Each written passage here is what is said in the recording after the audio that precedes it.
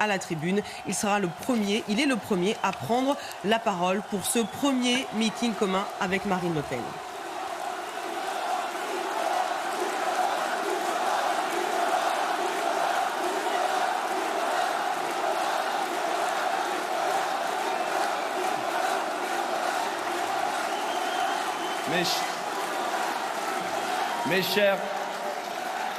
Mes chers compatriotes, aujourd'hui, nous avons à Villepinte rendez-vous avec l'histoire, avec l'histoire de France, avec la grande histoire de France, celle d'un peuple libre, d'un peuple fort, d'un peuple juste. Dimanche, les Français devront choisir leur destin. Jamais, depuis la fondation de la Ve République, un second tour n'aura été aussi décisif pour notre avenir. Jamais un second tour n'aura été aussi important pour la vie de tous les jours de chaque Française, de chaque Français. La question est simple. Allons-nous vraiment continuer 5 ans de plus avec ceux qui depuis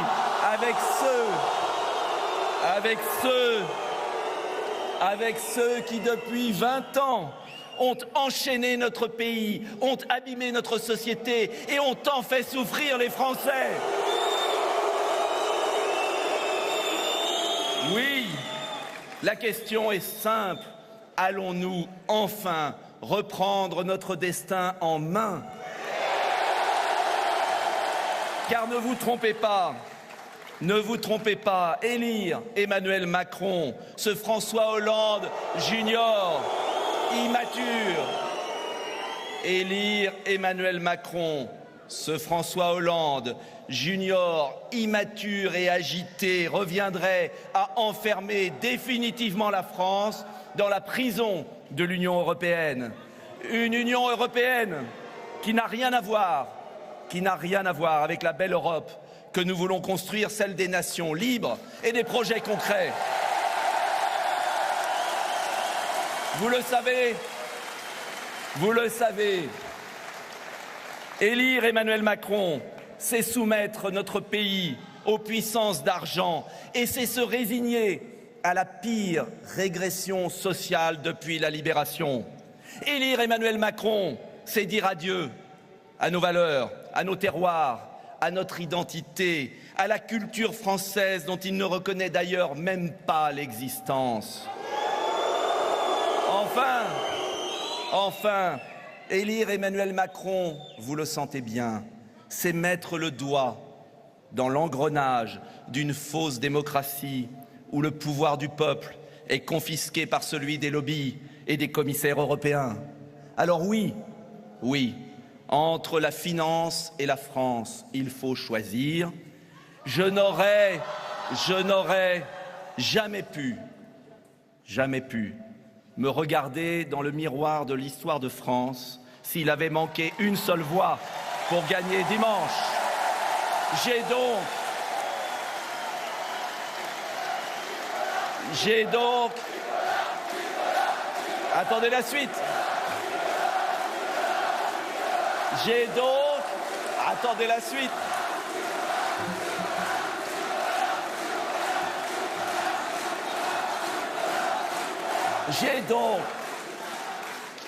Attendez la suite.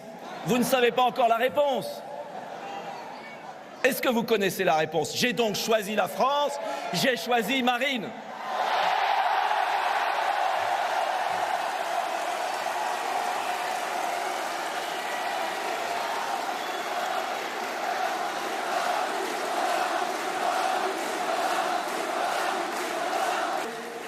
J'ai fait ce choix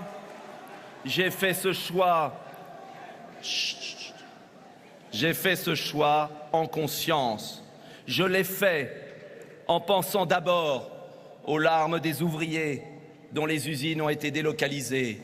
Je l'ai fait. Soyez un peu plus sage. Je l'ai fait Je l'ai fait en souvenir, oui, en souvenir de la douleur des enfants d'une agricultrice que je connaissais, qui s'était pendue dans sa grange. Je l'ai fait pour ces commerçants, ces artisans, étouffés de charges et d'impôts, obligés de mettre la clé sous la porte pour payer le RSI. Je l'ai fait pour ces femmes qui rentrent le soir après une journée de travail harassante dans les transports et qui rentrent dans leur cité la peur au ventre. Je l'ai fait pour ces jeunes talents, nos enfants, obligés de quitter leur patrie, leur famille, pour trouver du travail à l'étranger. Car derrière les mauvaises décisions de ceux qui nous ont gouvernés depuis 20 ans, il y a la peine, il y a la douleur, il y a les drames des femmes et des hommes de notre nation. Alors oui, toute ma vie politique, avant chaque décision importante, je me suis posé une seule question, la seule que devrait se poser chaque Française et chaque Français dimanche. Est-ce bon pour la France? Au lendemain du premier tour, je ne pouvais pas me dérober vis-à-vis des près de 2 millions de Français qui m'avaient fait confiance au premier tour. Je ne le pouvais pas tout simplement, car les Français dans l'isoloir ne le pourront pas. Il leur faudra bien choisir, non pas entre deux partis, mais entre deux personnalités, deux projets, deux destinées pour le pays radicalement différentes. Alors bien sûr, il y a les peureux, les trouillards, qui hésitent, qui tergiversent, qui fuient comme des généraux, abandonnant leurs soldats sur le champ de bataille devant les ennemis. Il y a aussi, vous les connaissez bien depuis si longtemps, les traîtres, comme les dirigeants des Républicains, qui après avoir tant combattu et critiqué Emmanuel Macron, se sont couchés devant lui à 20h15 dimanche dernier. Je n'imagine pas un instant Philippe Séguin ou Charles Pasqua trahir à ce point des millions d'électeurs pour sauver leur peau plutôt que sauver la France. Alors oui, je suis fier de mon choix. Merci d'ailleurs aux Français de tous horizons qui, depuis vendredi, me félicitent pour ce geste d'union des patriotes et des républicains. Mais la violence des insultes, les menaces d'une minorité de petits fascistes gauchistes de la pensée unique me confortent aussi dans mon choix. À court d'arguments, devant l'échec de leur politique, le ridicule de leur coalition, de Jean-Pierre Raffarin à Édith Cresson en passant par Robert Hue, ils en sont réduits à me salir, mais venant d'eux, c'est un honneur. Monsieur Macron, d'ailleurs, ne peut pas imaginer que l'on se batte juste pour des idées, puisqu'il n'en a aucune. En vérité, ma chère Marine, ils sont jaloux. Ils sont jaloux de notre sincérité, de votre sincérité. Ils sont jaloux de notre cohérence, de votre cohérence. Ils sont jaloux de notre énergie positive, de votre énergie positive.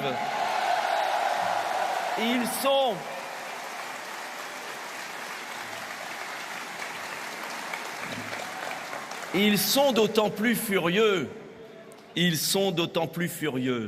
que désormais, c'en est définitivement fini du piège mitterrandien de la division des patriotes. Depuis tant d'années, une minorité socialiste se maintient au pouvoir et impose à une majorité de Français une politique qu'ils refusent au fond d'eux-mêmes. La réconciliation aujourd'hui, à Villepinte, de tous ceux qui croient en la France est amorcée. C'est ça le geste. Une réconciliation ne veut pas dire une fusion, car nos différences sont notre richesse au service d'un même idéal. Et en étant ici parmi vous, Je le dis franchement, je ne renonce en rien à ce que j'ai dit, à ce que j'ai fait, à ce que je suis. Gaulliste, humaniste, républicain. Mon grand-père était l'un des premiers aviateurs de la Grande Guerre. Il risquait sa peau à chaque vol. Mes parents ont combattu et étaient des Français exemplaires pendant la Seconde Guerre mondiale. Ils m'ont appris à toujours faire passer l'intérêt national avant son intérêt personnel. Ils m'ont appris à ne jamais transiger sur nos valeurs nationales et républicaines, le respect de la dignité humaine, la volonté de rassembler les Français, quels qu'ils soient et d'où qu'ils viennent. Ce sont ces valeurs que porte et que continuera à porter Debout la France, mon mouvement politique. Un parti indépendant et qui le restera, construit pas à pas dans l'épreuve, après mon départ de l'UMP en 2007, lorsqu'avec les socialistes, le gouvernement de l'époque a trahi au Parlement le vote du peuple, le vôtre, le nôtre, au référendum de 2005. J'appelle d'ailleurs les Républicains, mais aussi tous les autres qui ne veulent pas devenir socialistes, à l'image de leurs petits chefs qui soutiennent Emmanuel Macron, à nous rejoindre. Oui, la vie politique est diverse, et c'est justement l'addition de ces différences qui fait la force aujourd'hui de notre dialogue patriote et républicain. L'échange que j'ai pu nouer avec Marine pour enrichir le projet présidentiel est la preuve de sa capacité à devenir une grande présidente de rassemblement.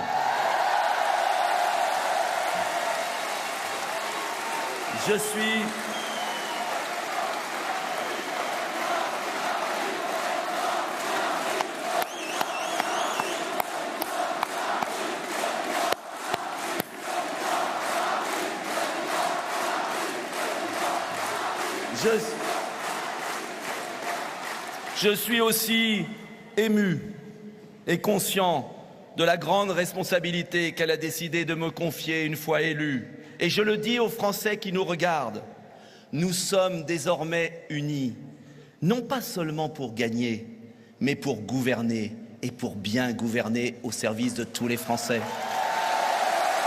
Car oui, nous allons gagner. Nous allons gagner. Car oui, grâce à vous, on va gagner. On va gagner.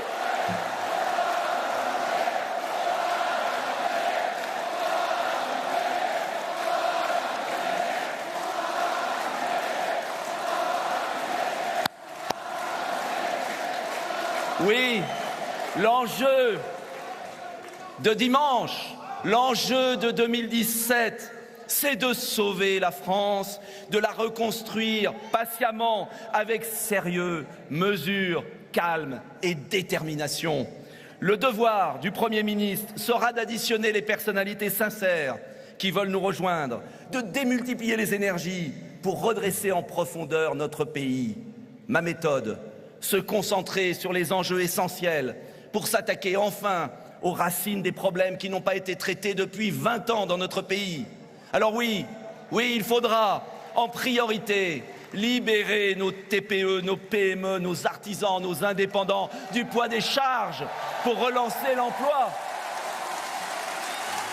Il faudra en priorité baisser les impôts pour augmenter le pouvoir d'achat des Français et notamment des retraités.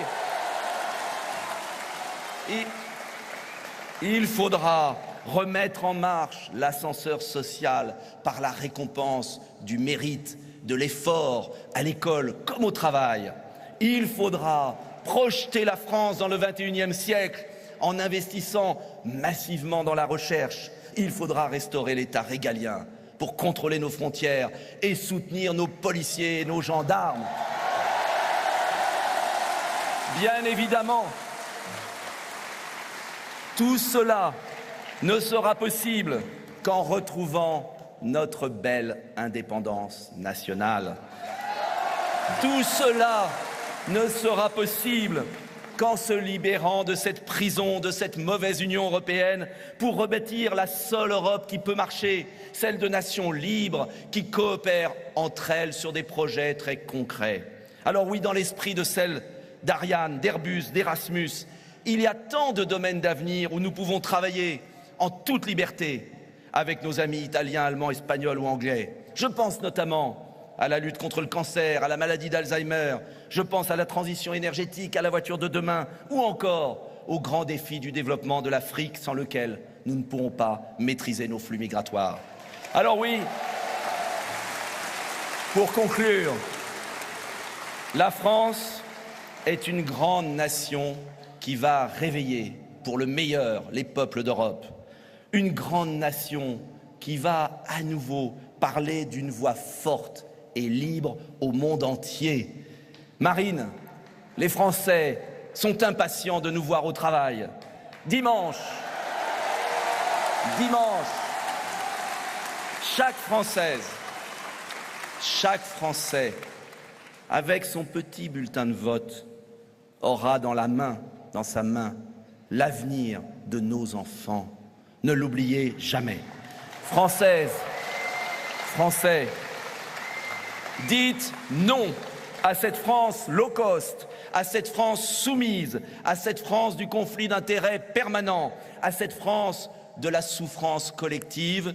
Dites non à la petite France d'Emmanuel Macron. Françaises, Français, dites oui à la grandeur de la France. Dites oui à la France libre. Dites oui à la France forte. Dites oui à la France juste que nous voulons, avec Marine, rendre aux Français. Dimanche, grâce à vous tous, ensemble, la France sera à nouveau debout. Vive la République, vive la France!